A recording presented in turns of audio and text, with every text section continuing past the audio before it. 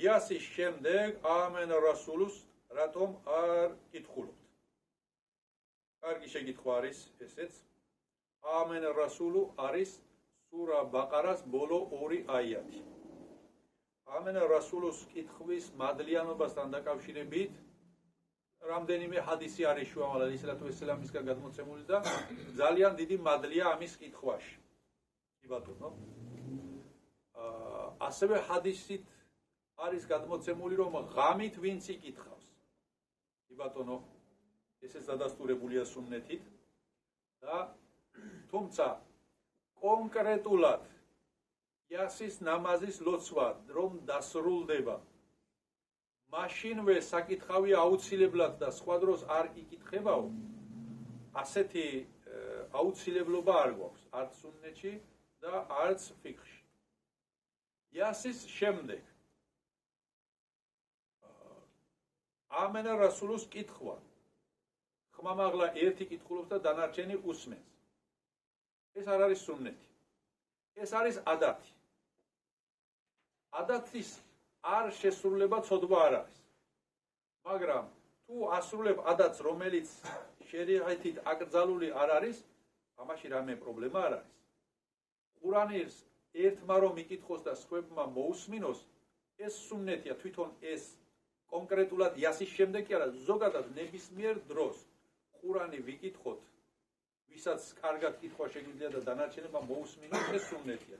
საიდან მყოფილობ ერთ-ერთ საჰაბეს შუამავალმა სალლალლაჰუ ალეიჰი ვასალამ უთხრა, რომ შუამავალმა უთხრა საჰაბეს, რომ იკითხე ყურანი მე უნდა მოგისმინო.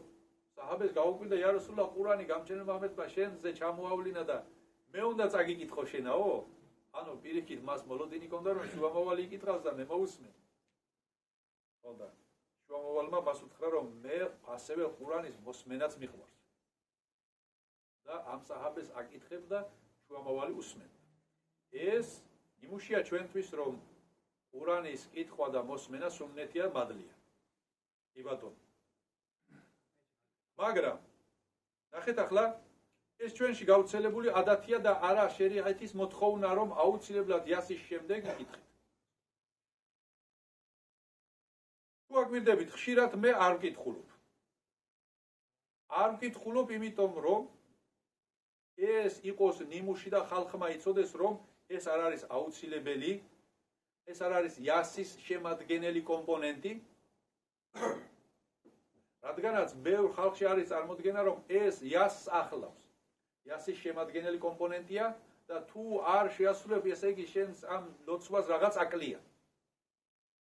ასეთი ხედვით თუ მიუდგებით და ასეთ პოზიციაზე თუ ავიყვანთ იასის შემდეგ ამენ რასულუს კითხვას, ეს უკვე ბიდათში გადაიზრდება.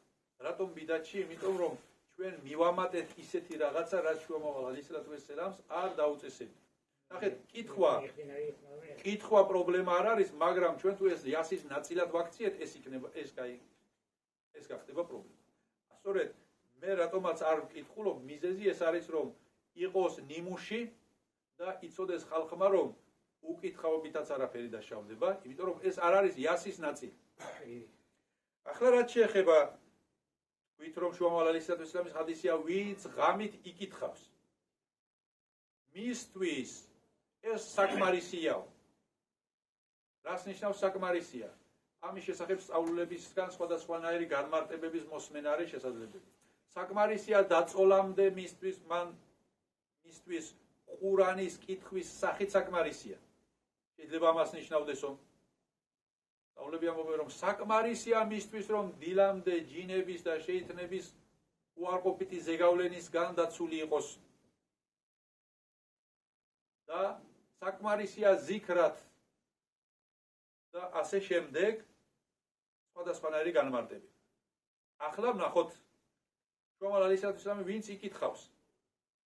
ეს იმას ნიშნავს რომ ყველამ თუ კი ეს მადლის მოპოვება გვინდა, ყველამ ინდივიდუალურად ჩვენთვის უნდა ვიკითხოთ.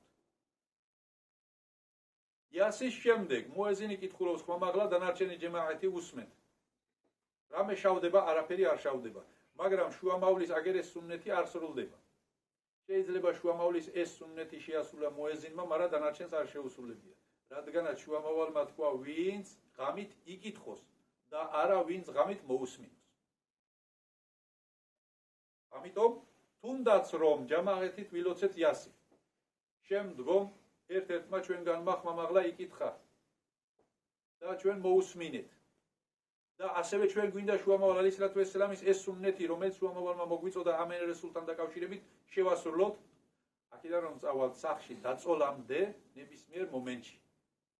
კიდევ მაინც უნდა ვიკითხოთ ამენ რესულუ, რომ ის მადლი მისთვის ამ ღამეს საკმარისი იქნება შუამავალმა რომ თქვა, ის ჩვენ დავიმსახუროთ, რადგანაც მან თქვა მკითხველის შესახებ და არა მსმენელის შესახებ.